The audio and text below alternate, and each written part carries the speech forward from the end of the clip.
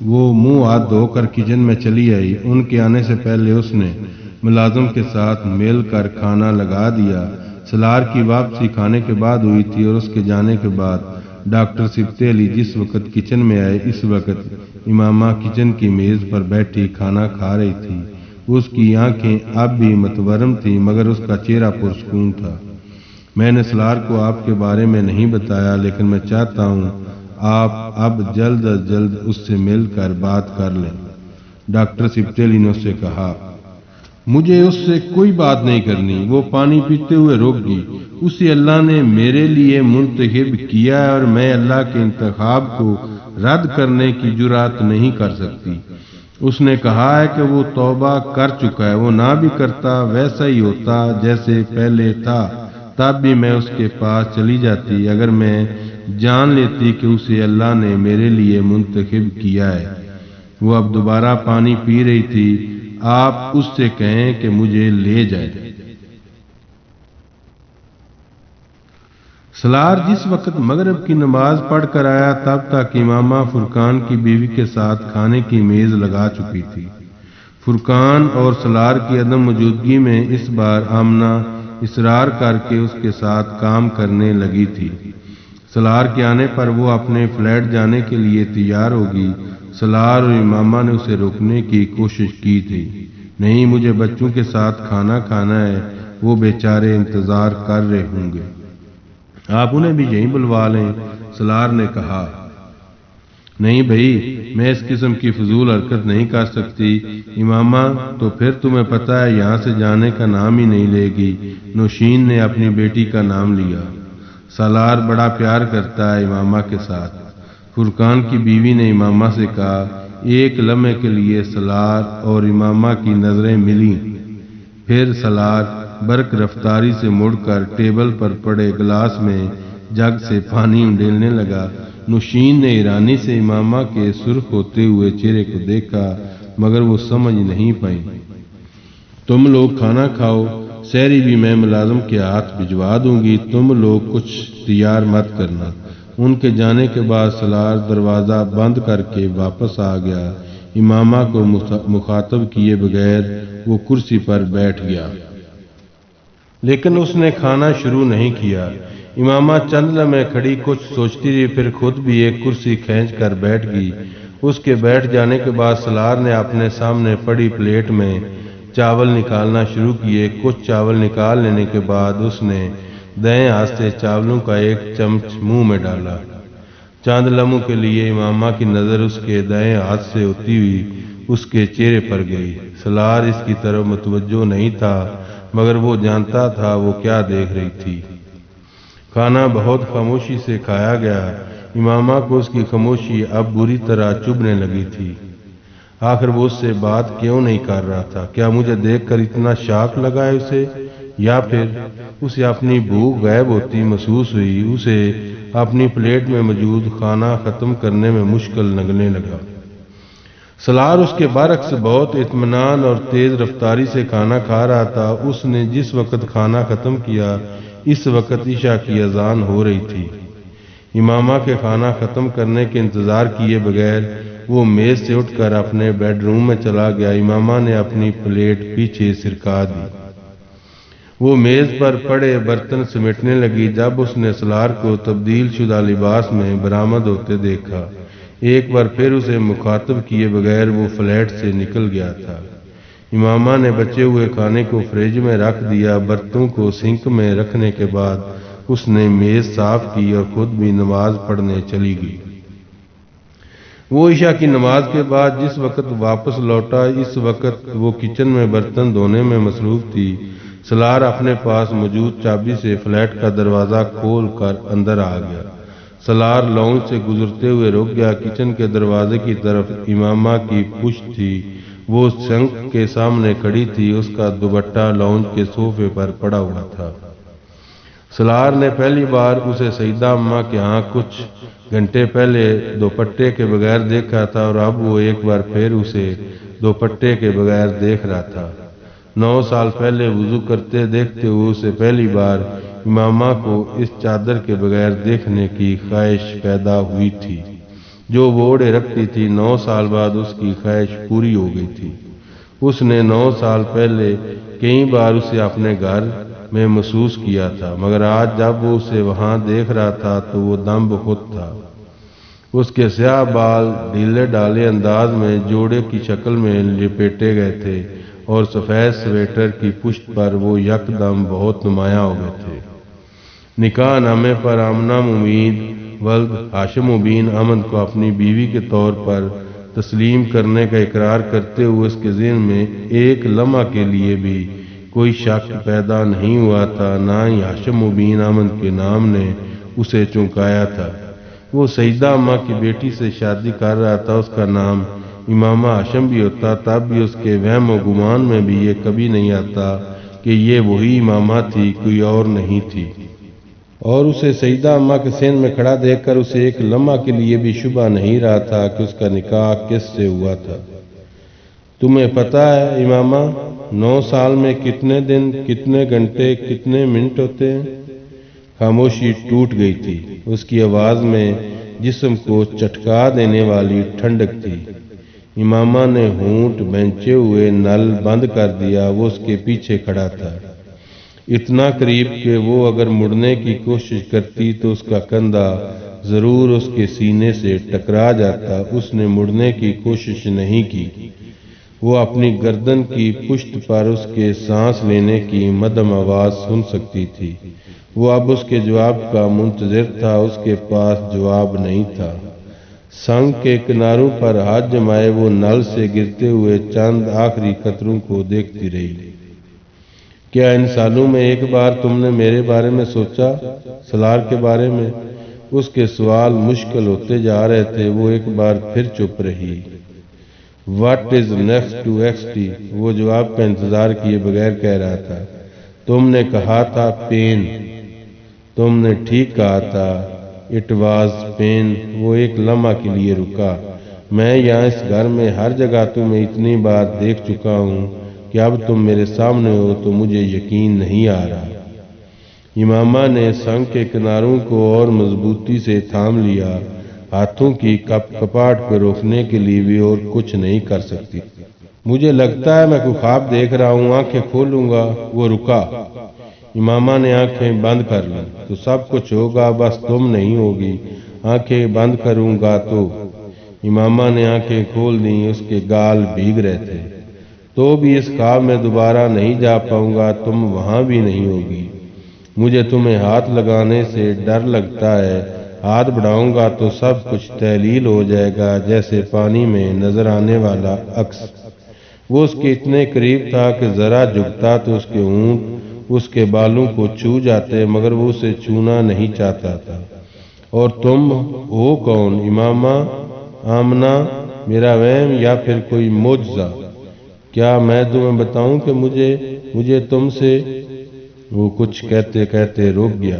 امامہ کی آنکھوں سے نکلنے والا پانی اس کے چہرے کو بھگوتا ہوا اس کی تھوڑی سے ٹپک رہا تھا۔ وہ کیوں رکا تھا وہ نہیں جانتی تھی، مگر اسے زندگی میں کبھی خاموشی اتنی بری نہیں لگی تھی جتنی اس وقت لگی تھی۔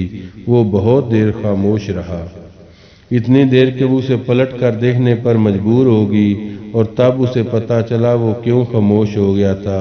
اس کا چہرہ بھی بھیگا ہوا تھا۔ وہ دونوں زندگی میں پہلی بار ایک دوسرے کو اتنے قریب سے دیکھ رہے تھے، اتنے قریب سے کہ وہ ایک دوسرے کی آنکھوں میں نظر آنے والے اپنے عکس کو بھی دیکھ سکتے تھے۔ پھر سالار نے اس سے نظریں چرانے کی کوشش کی۔ وہ اپنے ہاتھ سے اپنے چہرے کو صاف کر رہا تھا۔ تم مجھ سے اور میں تم سے کیا چھپائیں گے سالار؟ سب کچھ جانتے ہیں ہم ایک دوسرے کے بارے میں، امامہ نے مدھم آواز میں کہا۔ سالار نے ہاتھ روک کر سر اٹھایا۔ میں نے کچھ نہیں چھپا رہا، میں آنسوں کو صاف کر رہا ہوں تاکہ تمہیں اچھی طرح دیکھ سکوں، تم پھر کسی دھند میں لپٹی ہوئی نظر نہ آؤ۔ وہ اس کے کان کی لو میں لٹکنے والے ان موتیوں کو دیکھ رہا تھا جنہیں اس نے بہت سال پہلے بھی دیکھا تھا۔ فرق صرف یہ تھا آج وہ بہت قریب تھے۔ ایک بار ان موتیوں نے اسے بہت رلایا بھی تھا، وہ موتی آج بھی رلا رہے تھے۔ اپنے ہر ہلکورے کے ساتھ وہم سے جنبش سے وہم بنتے ہوئے وہ اپنے کانوں کی لوؤں پر اس کی محویت محسوس کر رہی تھی۔ میں نے کبھی نہیں سوچا تھا کہ میں کبھی تمہارے اتنے قریب کھڑے ہو کر تم سے بات کر رہوں گا۔ وہ مسکرایا تھا لیکن نم آنکھوں کے ساتھ۔ امامہ نے اس کے دائیں گال میں چند لمحوں کے لیے ابھرنے والا گڑھا دیکھا۔ مسکراتے ہوئے اس کے صرف ایک گال میں ڈمپل پڑتا تھا، دائیں گال میں، اور 9 سال پہلے امامہ کو اس ڈمپل سے بڑی جھنجھلاہٹ ہوتی تھی۔ 9 سال کے بعد اس ڈمپل نے پہلی بار عجیب سے انداز میں اسے اپنی طرف کھینچا تھا۔ میں نے کبھی یہ نہیں سوچا تھا کہ میں کبھی تمہارے کان میں موجود ایئر رنگ کو ہاتھ لگاؤں گا اور تم۔ وہ اب اس کے دائیں کان میں ہلکورے لیتے ہوئے موتی کو اپنی انگلیوں کے پوروں سے روک رہا تھا۔ اور تم مجھے ایک تھپڑ نہیں کھینچ مارو گی؟ امامہ نے بے یقینی سے اسے دیکھا۔ سالار کے چہرے پر کوئی مسکراہٹ نہیں تھی۔ اگلے لمحے وہ گیلے چہرے کے ساتھ بے اختیار ہنسی تھی۔ اس کا چہرہ سرخ ہوا تھا۔ تمہیں ابھی بھی وہ تھپڑ یاد ہے؟ وہ ایک ریفلیکس ایکشن تھا اور کچھ نہیں تھا۔ امامہ نے ہاتھ کی پشت سے اپنے بھیگے ہوئے گالوں کو صاف کیا۔ وہ ایک بار پھر مسکرایا۔ ڈمپل ایک بار پھر نمودار ہوا۔ اس نے بہت آہستگی سے اپنے دونوں ہاتھوں میں اس کے ہاتھ تھام لیے۔ تم جاننا چاہتے ہو کہ میں اتنے سال کہاں رہی، کیا کرتی رہی، میرے بارے میں سب کچھ؟ وہ نفی میں سر ہلاتے ہوئے اس کے دونوں ہاتھ اپنے سینے پر رکھ رہا تھا۔ میں کچھ نہیں جاننا چاہتا، کچھ بھی نہیں۔ تمہارے لیے اب میرے پاس کوئی اور سوال نہیں۔ میرے لیے کافی ہے کہ تم میرے سامنے کھڑی ہو۔ میرے سامنے تو میرے جیسا آدمی کسی سے کیا تحقیق کرے گا؟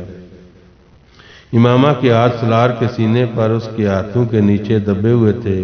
پانی نے اس کے ہاتھوں کو سرد کر دیا تھا۔ وہ جانتی تھی وہ کیوں اس کے ہاتھ اپنے سینے پر رکھے ہوئے تھا۔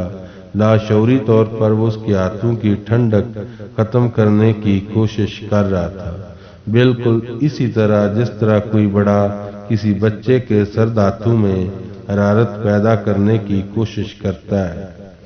اس کے سینے پر ہاتھ رکھ کے وہ سویٹر کے نیچے سے اس کے دل کی دھڑکن محسوس کر سکتی تھی۔ وہ بے ترتیب، تیز، پرجوش، کچھ کہتی ہوئی، کچھ کہنے کی کوشش کرتی ہوئی اس کے سینے پر ہاتھ رکھے۔ وہ اس وقت اس کے دل تک پہنچی ہوئی تھی، اسے شبہ نہیں تھا۔ وہ شخص اس سے محبت کرتا تھا، کیوں کرتا تھا؟ اس کا جواب سامنے کھڑا ہوا شخص بھی نہیں دے سکتا تھا۔ اس نے اس شخص سے یہ سوال کیا بھی نہیں تھا۔ سالار کی آنکھیں پرسکون انداز میں بند تھیں۔ نہ بھی ہوتی تب بھی ان آنکھوں کو دیکھتے ہوئے اب اسے کوئی الجھن نہیں ہو رہی تھی۔ ان آنکھوں میں جو کچھ 9 سال پہلے تھا اب نہیں تھا، جو اب وہ 9 سال پہلے نہیں تھا۔ ہم کیا ہیں، ہماری محبتیں کیا ہیں، کیا چاہتے ہیں، کیا پاتے ہیں؟ اس کی آنکھوں میں ایک بار پھر نمی اترنے لگی۔ جلال انصر اور سالار سکندر، خواب سے حقیقت اور حقیقت سے خواب۔ زندگی کیا اس کے سوا اور کچھ بھی ہے؟ امامہ نے آہستگی سے اپنے ہاتھ کھینچے۔ سالار نے آنکھیں کھول دیں۔ اس کی آنکھوں میں ایک ثانیے کے لیے ابھرنے والے تاثر کو صرف وہی پہچان سکتی تھی۔ پریشانی، اضطراب، خوف، تینوں میں سے کچھ تھا۔ امامہ نے ایک نظر اس کے چہرے کو دیکھا، پھر سیاہ سویٹر کے گلے سے باہر نکلے ہوئے سفید کالرز کو دیکھا۔ کچھ کہے بغیر بہت نرمی کے ساتھ اس کی گردن کے گرد بازو حمیل کرتے ہوئے اس نے سالار کے سینے پر سر رکھ کر آنکھیں بند کر لیں۔ اس نے پہلی بار سالار کے کولون کی ہلکی سی مہک کو محسوس کیا۔ 9 سال پہلے وہ بہت تیز قسم کے پرفیوم استعمال کرتا تھا۔ 9 سال بعد سالار بالکل ساکت تھا، یوں جیسے اسے یقین نہیں آیا ہو۔ چند لمحوں کے بعد اس نے بڑی نرمی کے ساتھ امامہ کے گرد اپنے بازو پھیلا دیے۔ I am honored، یہ میرے لیے اعزاز ہے، امامہ نے اسے مدھم آواز میں کہتے سنا۔ وہ اس کی بند آنکھوں کو نرمی سے چوم رہا تھا۔ وہ سلار کے ساتھ خانہ کعبہ کے سین میں بیٹھی ہوئی تھی۔ سلار اس کے دائیں جانب تھا۔ وہ وہاں ان کی آخری رات تھی۔ وہ پچھلے 15 دن سے وہاں تھے۔ کچھ دیر پہلے انہوں نے تہجد ادا کی تھی اور تہجد کے نوافل کے بعد وہاں سے چلے جایا کرتے تھے۔ آج نہیں گئے، آج وہیں بیٹھے رہے۔ ان کے اور ان کے خانہ کعبہ کے دروازے کے درمیان بہت لوگ تھے اور بہت فاصلہ تھا۔ اس کے باوجود وہ جہاں بیٹھے تھے وہاں سے خانہ کعبہ کے دروازے کو بہت آسانی سے دیکھ سکتے تھے۔ وہاں بیٹھے ہوئے ان دونوں کے ذہن میں ایک ہی خواب تھا۔ وہ اس رات کو اب اپنی آنکھوں سے دیکھ رہے تھے۔ حرم پاک کے فرش پر اس جگہ گھٹنوں کے بل بیٹھے ہوئے سلار سورہ رحمان کی تلاوت کر رہا تھا۔ امامہ جان بوجھ کر اس کے برابر میں بیٹھنے کے بجائے بائیں جانب اس کی عقب میں بیٹھ گئی۔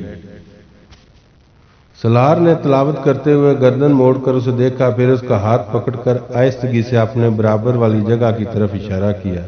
امامہ اٹھ کر اس کے برابر بیٹھ گئی۔ سلار نے اس کا ہاتھ چھوڑ دیا۔ وہ اب خانہ کعبہ کے دروازے پر نظر جمائے ہوئے تھے۔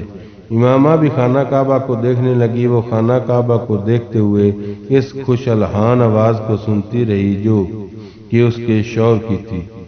فَبِأَيِّ آلَاءِ رَبِّكُمَا تُكَذِّبَانِ، اور تم اپنے پروردگار کی کون کون سی نعمتوں کو جھٹلاؤ گے۔ تم جو کچھ کر رہی ہو امامہ، تم اس پر بہت پچھتاؤ گی۔ تمہارے ہاتھ میں کچھ نہیں آئے گا۔ 9 سال پہلے ہاشم بین نے اس کے چہرے پر تھپڑ مارتے ہوئے کہا، ساری دنیا کی ذلت اور رسوائی، بدنامی اور بھوک تمہارا مقدر بن جائے گی۔ انہوں نے اس کے چہرے پر ایک اور تھپڑ مارا۔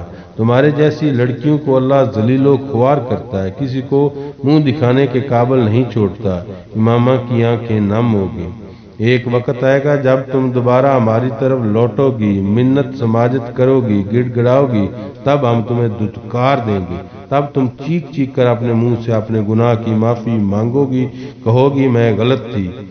امامہ شکبار آنکھوں سے مسکرائی، میری خواہش ہے بابا، اس نے زیر لب کہا کہ زندگی میں ایک بار آپ کے سامنے آؤں اور آپ کو بتا دوں کہ دیکھ لیجئے، میرے چہرے پر کوئی ذلت، کوئی رسوائی نہیں۔